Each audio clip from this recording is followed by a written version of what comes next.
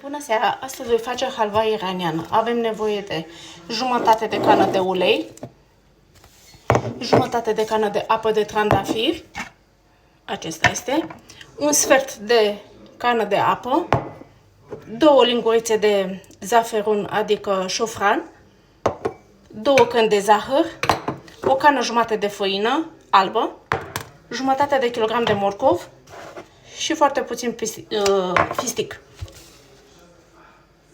Pentru început vom pune făina în tigaie, fără ulei, fără apă. Și vom amesteca în permanență pentru a nu se înnegri. După care vom pune și morcovii la fiert în apă.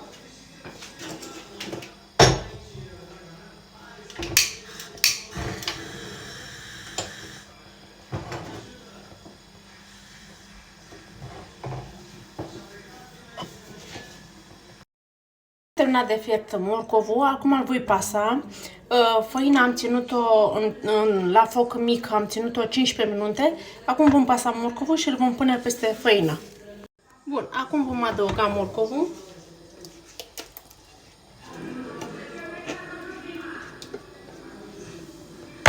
Vom pune uleiul. Vom adăuga și apa de trandafir. Și vom pune și apa de la ghiuvetă. Vom amesteca nea până se va întări. Acum vom adăuga și zahărul